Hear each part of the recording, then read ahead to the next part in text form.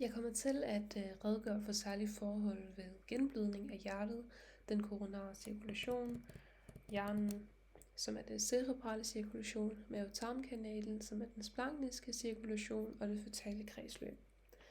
Vi starter med det cerebrale kredsløb.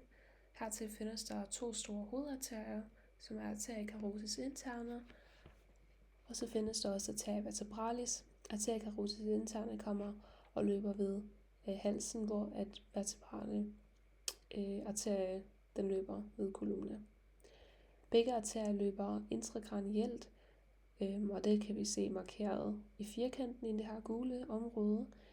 De her to arteria vertebralis, de fusionerer i midten, og så danner de arteria basilaris.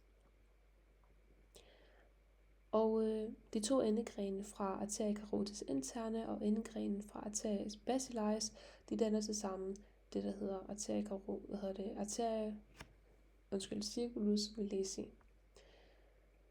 Man vil normalt tænke på, at ideen med circulus villesi er, at hvis der sker en aflukning af den ene arterie i den ene side, så burde den modsatte side kunne forsyne hele hjernen. Og på den her måde så beskyttes hjernen mod at få iskemi, som er iltmangel.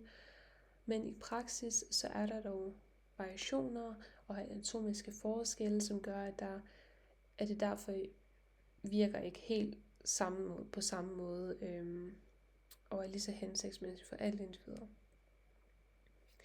Men ja, til højre så kan vi godt se, at når vi ser på undersiden af hjernen, så sker langt de fleste af blodpropper i hjernen perifert for circulus villesi. Og det er derfor, at mange patienter ender med langtidskomplikationer, da circulus villesi dermed ikke kan forsyne alle dele af hjernen. Yes. Også lige i forhold til, hvordan er det, vores hjerne udveksler stoffer, så er det, at normalt så er det, vi har i kroppens kapillærer, så er det epitelcellerne ikke bundet helt tæt sammen. De har fenestreringer, som gør, at der kan ske en udveksling af interstitiel væske og plasma mellem cellerne. Derudover så er der også porkomplekser, som kaldes, som nævnt fenestrae, der gør, at den her udveksling kan ske meget mere hensigtsmæssigt. Men i forhold til, når vi snakker om hjernen, så er det ikke lige så hensigtsmæssigt, og det skyldes, at vi har de her neuroner, som vi gerne vil beskytte. Og det er derfor, at vores epitelceller ser lidt anderledes ud i hjernen. De er bundet sammen via de her tight junctions, og derfor er det ikke muligt, at der kan ske en udveksling mellem de interstitielle væske og plasma på samme måde. Der er ikke nogen fenestreringer. Derudover så er der også astrocytter, som er rundt omkring epitelcellerne, som hjælper med at holde dem tæt sammen og skabe det her tætte miljø. Derfor er det, at blod-hjernebarrieren også kan kaldes for en diffusionsbarriere. Det, der kan diffundere frit rundt i den her blod-hjernebarriere, det er ilt, CO2 og vand. Så der findes også nogle vandkanaler i membranen, der gør, at det her vand kan frit diffundere hen over barrieren. Og stort set alt andet, der skal ind og ud gennem hjernen, det sker via en reguleret transporter, således at hjernen kan kontrollere, hvad der kommer ind og hvad der lukkes ud. Det skyldes, at man har behov for at kunne beskytte det her mikromiljø, der er omkring neuronerne. Som sagt, da hjernen består af milliarder af neuroner, der kommunikerer med hinanden via aktionspotentialer. Så hjernen er jo meget sensitiv for ændringer i ionkoncentrationer, og det kan have store konsekvenser, hvis det bliver afspejlet i det her mikromiljø omkring neuronerne. Så det er vigtigt, at hjernen på den måde er beskyttet fra hormonkoncentrationer, som der jo forekommer i det systemiske kredsløb. Og der skal jo sørges for, at der ikke kommer de her forstyrrelser i neuronernes funktioner. I forhold til det cerebrale blodflow, så er det, at den kan reguleres på flere forskellige måder. Vi har to store mekanismer. Vi har autoregulering, og så har vi metabolisk regulering. Men vi har også noget, der hedder myogen kontrol og nervøs kontrol. Vi starter ud med at tale om autoregulering. Det, man skal vide om autoregulering, det er, at vi for eksempel kan tage udgangspunkt i den her graf. For at forklare det, så har vi på y-aksen procentvis af normal blodflow til hjernen, hvor vi på x-aksen har vores midlertidige blodtryk, som er det her perfusionstryk. Her kan vi se, at når man er inden for normalområdet, så har vi 100% af blodflow til hjernen, og der har vi, at trykket kan variere fra 70 til 150 mm kviksølv. Men lige så snart man kommer ud for det her interval, så kan det have konsekvenser, og det kan være farligt. Så snart man kommer under 70, så sker der en drastisk fald, og over 150 en drastisk stigning. Begge situationer er meget farlige. Men i forhold til en patient, der for eksempel lider af kronisk hypertension, så har vi den her fodoptrukne linje, som er forskudt mere mod højre. Der kan vi se, at vores normale interval, den faktisk ligger lidt højere oppe i forhold til vores normale interval for en almindelig patient. Og derfor er det vigtigt rent klinisk, at man for eksempel sænker blodtrykket langsommere, for at det her autoregulatoriske interval kan følge med stille og roligt, så på den måde det ikke er alt for farligt, når man sænker. Man skal jo sørge for, at man ikke sænker den for eksempel under 100. Normalt så er det, man skal ikke sænke det under 70, men der er jo alligevel en ret stor parallelforskydning her. Som sagt var der også de her andre former for regulering af det cerebrale blodflow, myogen kontrol, metabolisk kontrol og nervøs kontrol. Det myogene kontrol, det er den dominerende mekanisme til autoregulering. Kontrollen foregår i nogle små modstandsarterier, så hvis vi har, at det transmorale tryk bliver ændret, vi har for eksempel en øget stræk, som der bliver opfanget, så giver det udtryk for, at blodflowet er steget. Og derfor vil vi gerne lave vasokonstriktion for at sørge for, at blodflowet er konstant. Hvis nu vi har omvendt scenarie, hvor at der opfanges, at der er et mindre stræk, så giver det udtryk for, at der er et mindre og et faldende blodflow, og derfor vil der ske en vasodilation, og det er igen for at sikre, at der er en konstant blodflow. I forhold til metabolisk kontrol, så er det, at hjernen har for eksempel mange forskellige centre. Det er afhængigt af, hvad vi laver, at vi vil være i de her forskellige centre, og nogle af dem vil være mere metabolisk aktive, andre er mindre. Så de områder, der er mere metabolisk aktive, der vil vi jo gerne have, at der kommer mere blodflow. Derfor skal det her blod jo dirigere i det sted, hvor der er mest brug for det. Og det er det, der hører under det metaboliske kontrol. Så når et væv er meget metabolisk aktiv, så vil det frigive metabolitter, for eksempel kuldioxid, eller så kan det være ATP, adenosin. Begge scenarier fører til vasodilation. Hvis vi derimod har, at nogle områder af hjernen er mindre metabolisk aktive, så har vi mindre kuldioxid, mindre hydroner, og pH-værdien er højere her. Derfor vil der ske en vasokonstriktion. Så på den måde, så sørger man for, at der er kontrol over, hvor blodet det egentlig fordeles hen i hjernen, som er det metaboliske kontrol, hvor det myogene kontrol er det, der sørger for, at der hele tiden er en konstant blodflow. Til sidst har vi også det nervøse kontrol. Det er bare, at vi har det her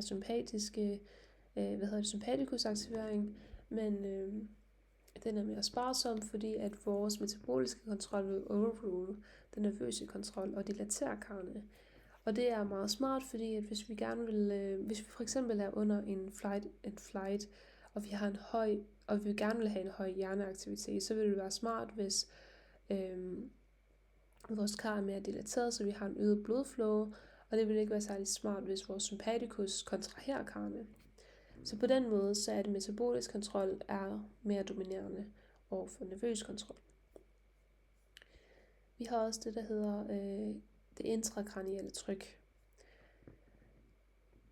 Det er jo selvfølgelig vigtigt, at vi holder et stabilt blodflow til hjernen, da hjernen ligger i kraniet, og det er jo et lukket rum, hvor vi ikke rigtig kan ændre volumen, og herinde er hjernen godt beskyttet, men det giver også nogle udfordringer.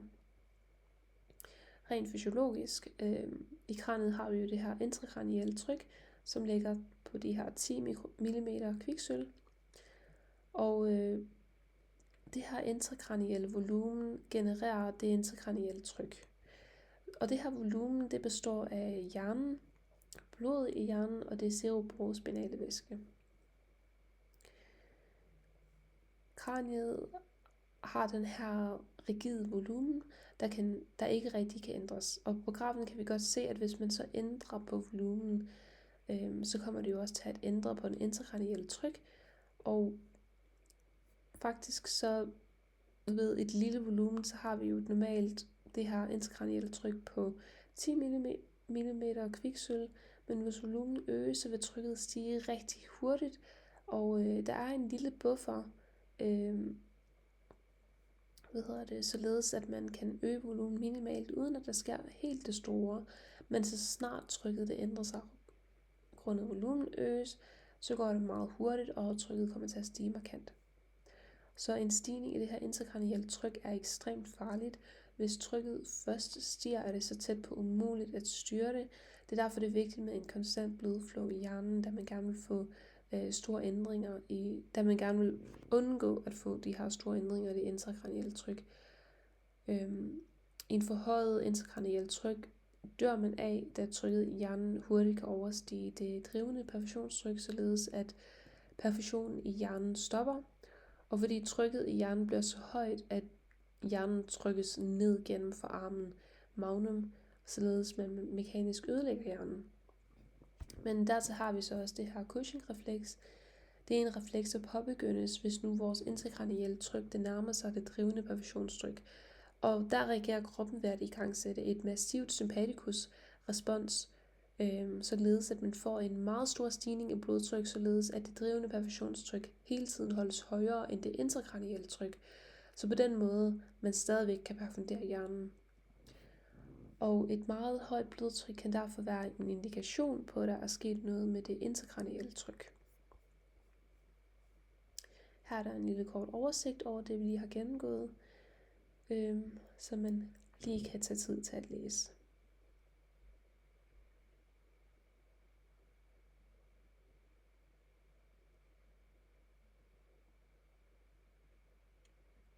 Yes. Nu har vi så det koronare kredsløb.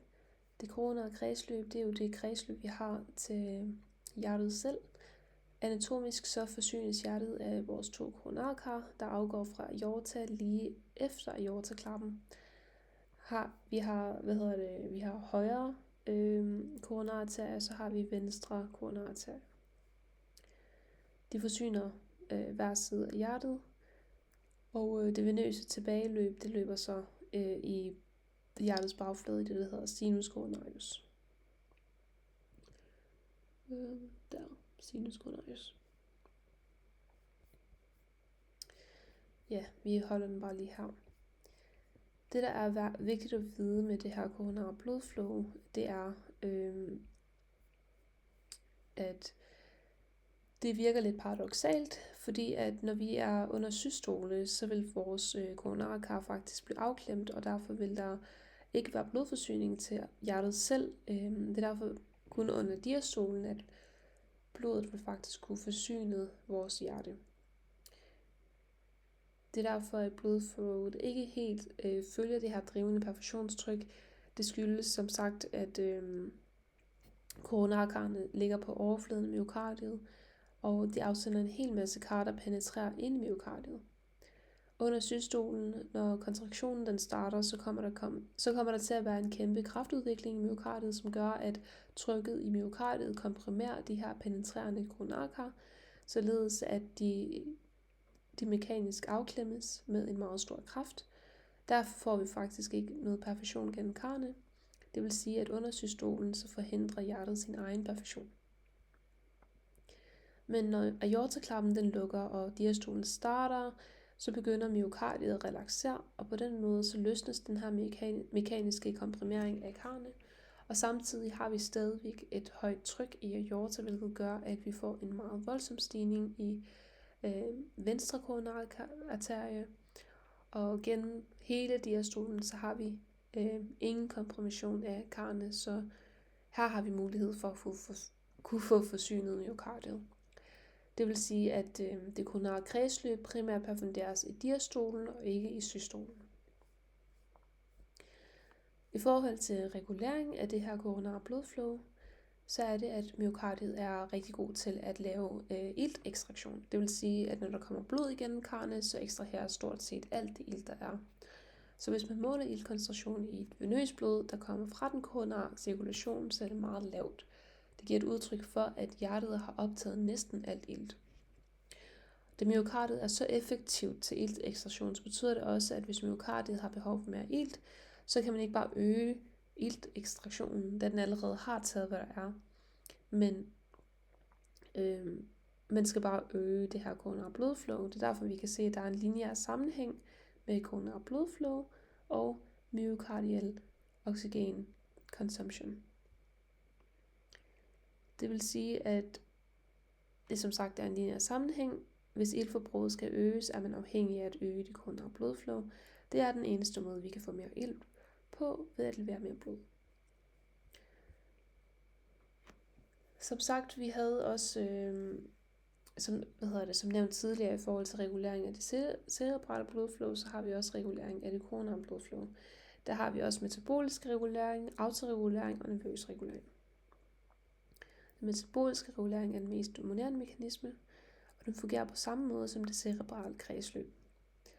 Vi får hidkaldt mere blod til myokardiet ved metabolisk regulering. Det myokardiet bliver mere metabolisk aktivt, for eksempel hvis cardiac output skal øges, det vil sige, at vi har en øget kontraktilitet og hjertefrekvens, så øges iltforbruget også, da hjertet arbejder mere.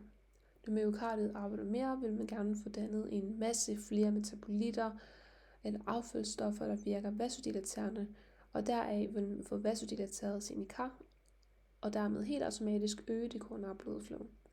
Således sikres det, at myokardiet får det blod, det har behov for, fordi metabolismen i sig selv hidkalder en større mængde blod. Så helt kort mekanismen, at hvis vi har en øget aktivitet, så har vi en nedsat myokardial perfusionstryk af ilt, frisætning af vasoaktive mediatorer, f.eks. adenosin og nitrogenoxid. Det medfører vasodilation, hvor at vores koronare blodflow vil stige. Vi har også autoregulering. Hjertet er også autoreguleret, da det er et sensitivt organ. Det reguleres også på samme måde som det cerebrale kredsløb. Så det er faktisk bare samme princip. Så har vi også nervøs regulering. Hvis nu sympaticus aktiveres, så vil man isoleret set få vasokoncentrationen i de koronare kar. Igen giver det ingen mening, da vi jo i en flight situation har brug for mere øget cardiac output, så selvom vi vil få en vasokoncentration, så vil den her metaboliske regulering være større og kunne overrule, at der dermed primært vil ske en vasodilation, så på den måde kan vi få større blodflow til det koronare kredsløb. Her har vi igen en oversigt, så man hurtigt kan se og pause videoen, hvis man ønsker at læse det igen. Yes. Nu kommer vi så ind på det splanchniske kredsløb, som er mave-tarmkanalens kredsløb. I det her kredsløb, så er der en stor blodvolumen, der kan bruges som en bufferkapacitet i forhold til visse situationer. Vi skal vide, hvordan man kan rekruttere blod fra det splanchniske kredsløb. Der er 3 store arteriegrene, der forsyner hele det splanchniske kredsløb. Vi har truncus iliacus, arteria mesenterica superior og arteria mesenterica inferior. Alle de her 3 arterier afgår fra arteria abdominalis. Og i forhold til regulering af det her splanchniske blodflow, så findes der 2 typemekanismer, der regulerer blodflowet i det splanchniske kredsløb, som er metabolisk regulering og autonom regulering. Det metaboliske regulering, den er meget vigtig i det her splanchniske kredsløb. I det øjeblik, vi indtager føde, så har kroppen en interesse for at få en øget splanchnisk blodflow, da vi har fordøjet maden og har optaget næringsstofferne. Når man har spist, så kan der ske en stigning i blodflowet til tarmene på op til en faktor 10, som er det her postprandiale stigning, og det er faktisk det eneste, vi skal vide lige nu. Det, der kan få blodflowen til at stige så enormt, er, at mave-tarmkanalen har sit eget afsnit af autonom Den har sin egen autonome nervesystem, som er det, der hedder det enteriske nervesystem. Og man får også genereret vasodiliterende faktorer, som øger blodflowet. Og så er der også osmolariteten og gastrointestinale hormon. Så har vi det autonome regulering, som også spiller en ret vigtig rolle i reguleringen af mavetarmkanalens blodflow. Hvis man har sympatikus aktiveret, så får man som sagt vasokonstriktion, og parasympatisk, så har man vasodilation. Man er afhængig af parasympatikus induceret vasodilation, som øger blodflowet til mavetarmkanalen, efter man har indtaget mad. Derfor er det uhensigtsmæssigt at dyrke motion, efter man har indtaget mad, da man fjerner den her parasympatikus respons, som man har behov for, og det bliver i stedet sympatikus aktiveret. Så man kan ikke rigtig metabolisere måltid ordentligt. Det er som sagt stor volumenblod i det spontanske kredsløb, så hvis man pludselig har behov for at rekruttere blod, f.eks. en blødning, så kan man få sympatikus respons og mobilisere blodet til andre steder i kroppen, som har mere behov for det, og man må vente med at metabolisere. Vi har også det hepatiske kredsløb, som også er en del af det spontanske. Her har vi, at leveren får 25% af hjertets cardiac output, så det er et organ, der får meget blod, og i leveren har vi også et sammenløb af arterielt og venøst blod. Det er fordi vores lever, den sørger for at rense alle toksiske stoffer, vi har, som kommer fra mavetarmkanalen, og som løber tilbage op til vores vena cava inferior. I forhold til vena porta, så er det venøse blod, det kommer fra vena porta. Det er den her store vene, der fører blodet væk fra det spontanske kredsløb op til leveren. Blodet indeholder nye næringsstoffer, og vi vil have optaget i tarmene. I leveren foregår der en hel masse metabolisme, og 75% af leverens blodforsyning, det kommer fra vena porta. Arteria hepatica, der kommer de sidste 25% af blodforsyningen.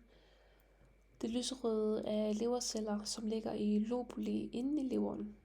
Og i kanten af sådan en struktur, så har vi arteria hepatica og vena porta. De her to vil begge føre blod ind i sinusoiderne, hvor vi har al den her udveksling mellem blod og leverceller. Sinusoiderne har meget store fenestreringer og meget store porkomplekser, da der sker en stor udveksling mellem blodet og levercellerne.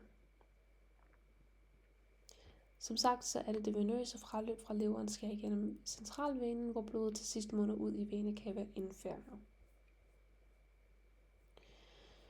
Yes. Så har vi så det føtale kredsløb, som er den sidste kredsløb, jeg vil gennemgå. Det adskiller sig fra det normale kredsløb på flere forskellige punkter. Det skyldes, at moren via det marginale kredsløb varetager flere forskellige organfunktioner for fosteret. Det er blandt andet sådan noget som gasudveksling af ilt og kuldioxid, tilførsel af næringsstoffer og udskillelse af affaldsstoffer fra metabolismen. Så det her føtale kredsløb er derfor tilpasset intrauterint liv ved hjælp af placenta og 3 unikke shunts. Vi har ductus venosus, foramen ovale og ductus arteriosus. Opbygningen og funktionen af placenta. Der har vi, at placenta modtager meget højt blodflow, 15-25% af det marginale cardiac output. Og placenta er vigtigt, da det her fosteret og moderens blod kommer tæt nok på hinanden, således at udveksling af ilt og kuldioxid samt næringsstoffer og affaldsstoffer ved diffusion og aktiv transport, den kan forekomme. Det er vigtigt, at det her føtale og marginale blod ikke kommer i direkte kontakt med hinanden, og det sikres ved, at placenta er opdelt i en maternel del og en føtal del. Så det kan vi godt se.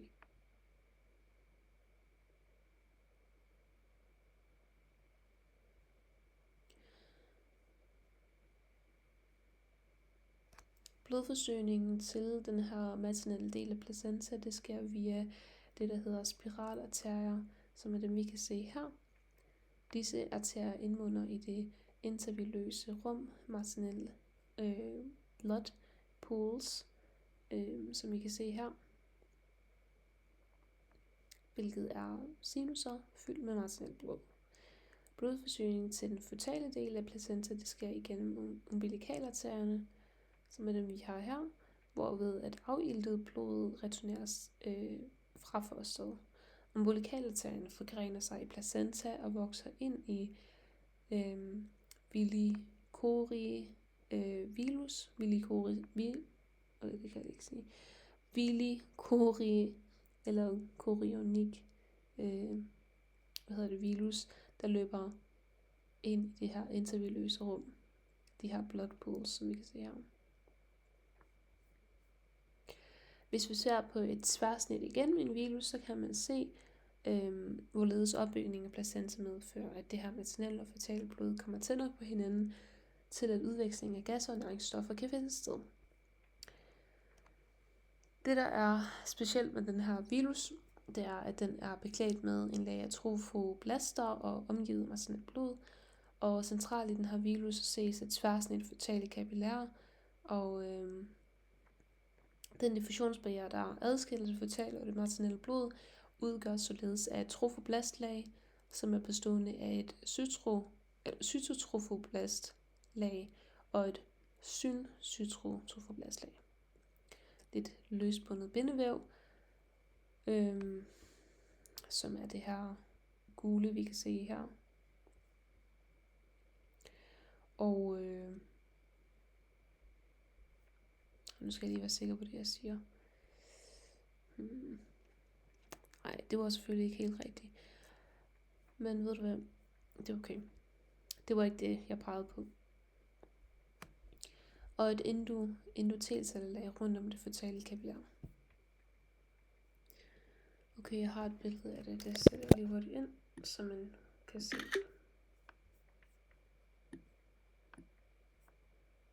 Okay. Det er lidt mørkt, det her billede, men jeg håber, at man forstår ideen ved det. Så vores virus, og virus det er jo det, der befinder i det her intervilløse rum, altså vores blood pools, der har vi, at den er beklædt med et lag af trofoblaster og omgivet af medicinelt blod. Centralt i virusen, så har vi et tværsnit af det føtale kapillær, det er den, vi kan se her. Den her diffusionsbarriere, der adskiller det føtale og det medicinelle blod, det udgøres af en trofoblastlag, og vi har også en cytotrofoblastlag og en syncytotrofoblastlag. Så det her trofoblastlag er faktisk det her syncytotrofoblast og cytotrofoblast, som adskiller det maternelle blod fra det føtale kapillær. Så har vi også lidt løsbundet bindevæv. Det her det er gult område. Det er det løsbundet bindevæv. Og så har vi også et endotelcellelag rundt om det føtale kapillær. Det er de her små, vi kan se. Her har vi så en oversigt af det føtale kredsløb. Så når det føtale blod er blevet iltet i placenta, så føres det tilbage til fosterets kredsløb via umbilikalvejen videre i 3 shuns. Der har vi ductus arteriosus, foramen ovale og ductus venosus. Hvis vi starter med ductus venosus, så er det umiddelbart, at efter at blodet er returneret til fosteret via umbilikalvenen, så møder vi ductus venosus. Det shunter størstedelen af blodet uden om leveren og direkte over i vena cava inferior. Så det er faktisk det blod, der shuntes uden om leveren og direkte i vena cava inferior. Det skyldes, at det her medicinelle kredsløb varetager for fosterets metaboliske behov. Derfor er der ikke lige så stort et behov for leverens egen virkning. Så har vi også foramen ovale. Foramen ovale, det er når blodet ankommer efterfølgende til højre atrium via vena cava inferior. Og i højre atrium møder vi foramen ovale, og det er en åbning i det interarterielle septum, og derfor en direkte forbindelse mellem vores højre atrium og venstre atrium. Ved indflow af blod af højre atrium fra vena cava inferior vil blodet derfor shuntes fra højre atrium direkte videre til venstre atrium. På den måde shuntes blodet udenom lungekredsløbet, som er klappet sammen. Og det her blod, det transporteres via foramen ovale til venstre atrium, som er mere iltet end det blod, der løber fra højre atrium. Fra venstre atrium så vil blodet pumpes til venstre ventrikel, som pumpes ud igennem aorta ascendens, og vil via de store arterier, der afgår fra aorta, forsyne fosterets hoved og overkrop. Og herved sikres det, at det føtale blod med højeste iltkoncentration tilføres til de mest sensitive strukturer under udviklingen, som er f.eks. hjernen, og efterfølgende så returneres blodet igen til hjertet og ankommer til højre atrium. Så har vi jo ductus arteriosus, så blodet, der returnerer via vena cava superior, blodet, der f.eks. forsyner hjernen og overkroppen, vil krydse igennem højre atrium og fylde højre ventrikel. Hvorfra det ved højre ventrikels kontraktion vil blive pumpet ud i truncus pulmonalis, og hermed møder vi så vores ductus arteriosus, hvor at for eksempel moderen varetager gasudveksling for fosteret, så er der ikke behov for gennemblødning af det pulmonale kredsløb. Her shuntes blodet igen, fordi vi løber udenom den pulmonale kredsløb via det her ductus arteriosus, så den forbinder altså den her truncus pulmonalis med den descenderende del af arcus aorta, og det sørger for, at blodet kan forsyne den resterende del af kroppen, hvor efter at blodet vil returnere til placenta via vores umbilikalarterie. Så vores umbilikalarterier, det fører afiltet blod fra fosteret til placenta, hvor umbilikalvenen returnerer iltet blod fra placenta til fosteret.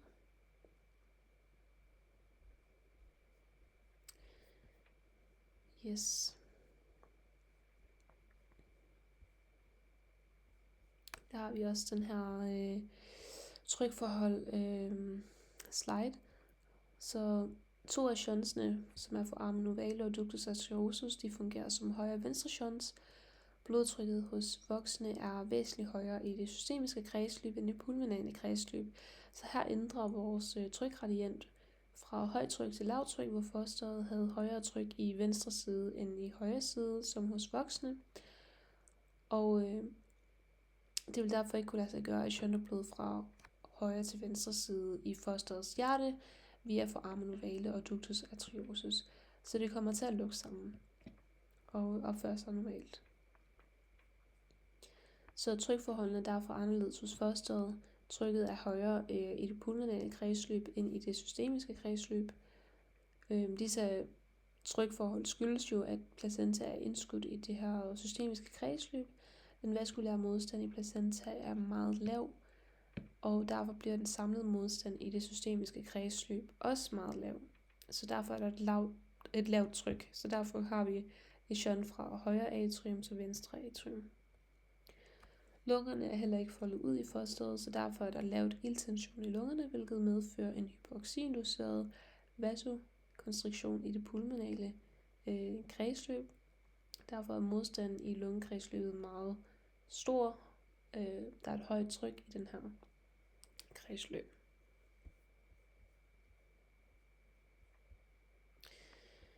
I forhold til det føtale hemoglobin, så er det fosterets brug af det føtale hemoglobin adskiller sig fra en voksens hemoglobin ved at have en højere affinitet for ilt, og det kan vi godt se på den her figur, hvor at vi kan se, at figuren er mere venstreforskudt, svarende til den her røde fuldoptrykkende linje. Det vil sige, at nogle faktorer i placenta, det er f.eks. sådan noget som temperatur eller pH, der medfører en venstreforskydning af vores dissociationskurve. Og den her tilpasning er nødvendig, da gasudveksling i placenta er mindre effektiv end den, vi kender fra lungerne. Så derfor er det, at vores blod opnår at blodet i umbilikalvenen har kun et partialtryk på 30-35 mm kviksølv, hvor vi ser et hemoglobin-iltbindingskurve med partialtrykket af ilt på x-aksen og iltmætningen på y-aksen, kan vi se ved en voksen er forholdsvis anderledes. Vi kan se, at iltmætningen er på cirka 60%, det føtale hemoglobin har en større affinitet for ilt, vil den kunne binde en større mængde ilt, og derved opnå en større iltmætning ved en lavere partialtryk. Så det er egentlig det, man godt kan se ved en venstreforskydning, at ved en lavere partialtryk, så har vi opnået en iltmætning på 50%, hvorimod for en voksen, for at opnå 50% iltmætning, så skal man have et partialtryk på 27. Så tilstedeværelsen af det føtale hemoglobin bidrager også til at sikre fosterets iltforsyning under udviklingen.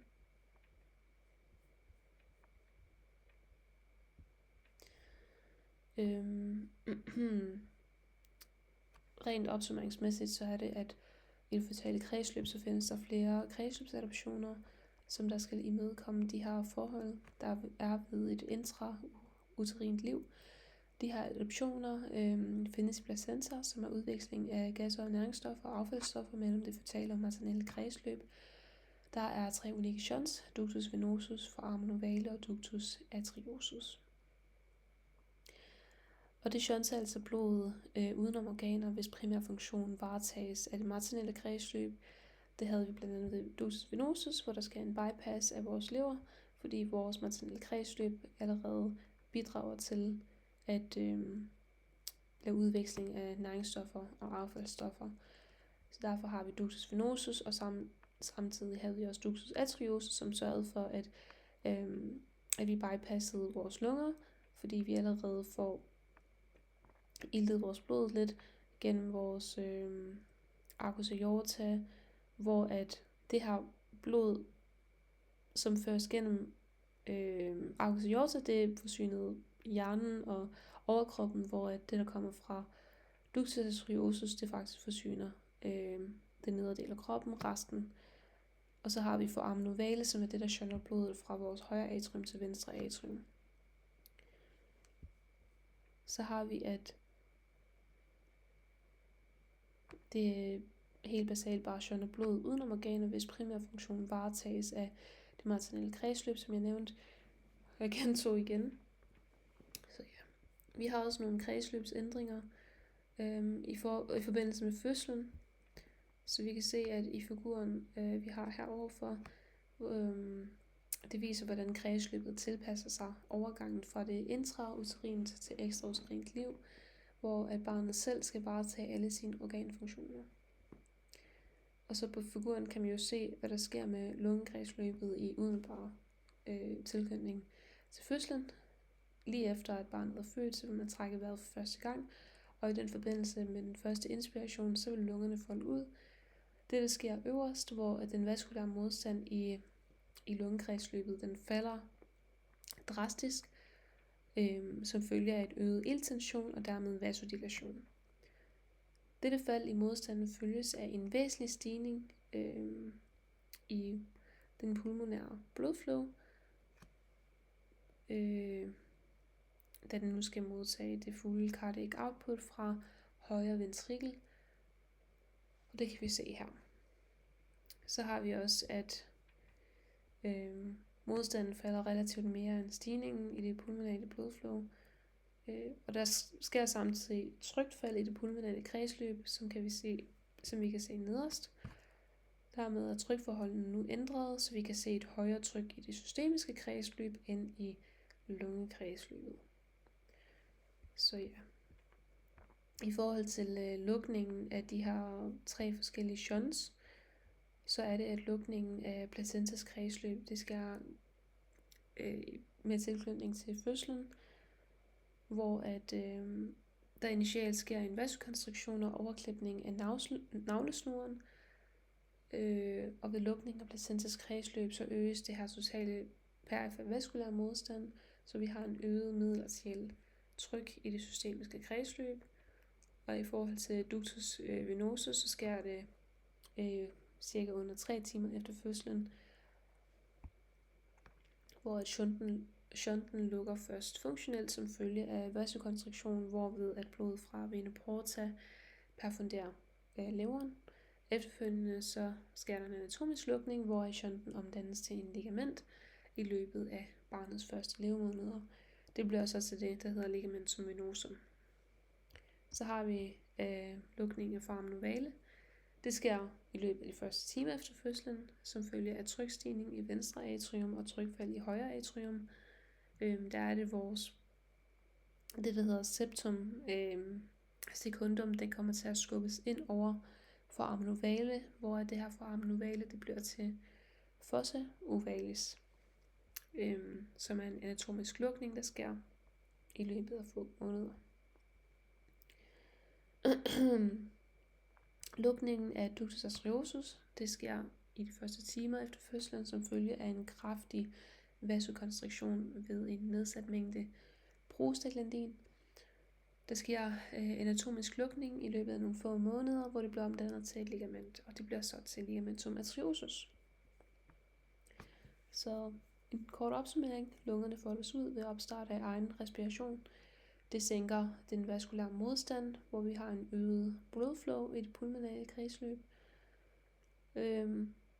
Og der sker en lukning af placenta, det placentale kredsløb, hvor der er en øget vaskulær modstand og øget systemisk tryk. Så sker der også en lukning af de tre unikke shunts, funktionelt og anatomisk. Og så udskiftes det føtale hemoglobin til en voksen hemoglobin.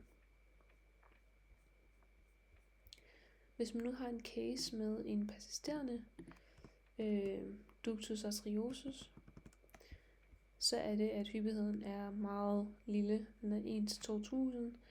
Men de hemodynamiske konsekvenser, det kan have, det er, at det skal jeg lige komme ind på, at normalt så vil det her afiltet blodløb fra højre ventrikel og blive pumpet ud igennem truncus pulmonalis, ud til lungekredsløbet, hvor det kan blive iltet, hvor det så vender tilbage til venstre atrium og via de pulmonale vener. Og fra venstre atrium løber det igennem venstre ventrikel og bliver pumpet ud via aorta til kroppen. Men hvis den her ductus arteriosus stadigvæk står åben, så vil en del af det her iltede blod fra aorta shuntes tilbage til truncus pulmonalis, og det skyldes, at trykket i aorta er større end trykket i truncus pulmonalis. Så derefter løber blodet ud i lungekredsløbet, inden det kommer tilbage til venstre atrium. Så derfor vil der være en stigning i volumen af blod i venstre del af hjertet. Vi har en øget preload, og det leder til, at vi har en øget cardiac output i venstre side af hjertet. Så derfor er cardiac output nu større i venstre side end i højre side. Og blodflowet i truncus pulmonalis stiger derfor, men initielt giver det ikke et højere tryk, da karrene kan kompensere for det der. Men hvis det er en meget åben shunt, som ikke kan behandles, kan det give en højresidig hjerteinsufficiens og pulmonal hypertension, da karrene bliver beskadiget og ikke længere kan kompensere for den her øget blodflow. Og det her øget tryk i det pulmonale kredsløb hele tiden forplanter sig til bagud til venstre side i hjertet, og det leder så også til venstre side i hjerteinsufficiens.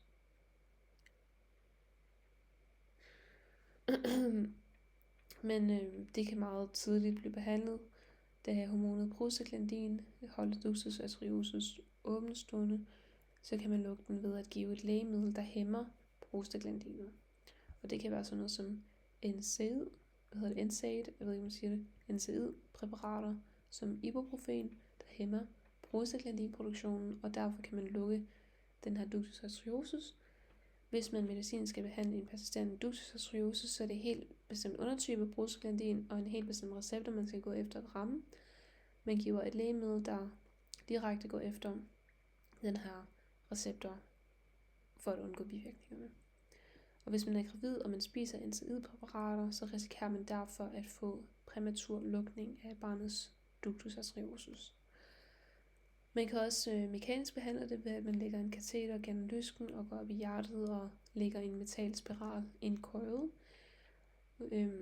Og der inducerer man, at der dannes en blodprop i ductus arteriosus, således at det lukkes, og så vil det stille og roligt lukke til og blive til en fibrøs struktur. Yes, det var alt for kredsløb i kroppen. Jeg håber, den her video var velforklarende. Jeg håber ikke, at det var alt for kedeligt at lytte på, men det blev lidt kedeligt til sidst personligt, så det er derfor, det måske også smittede lidt af på lytningsdelen. Men jeg håber, det gik fint.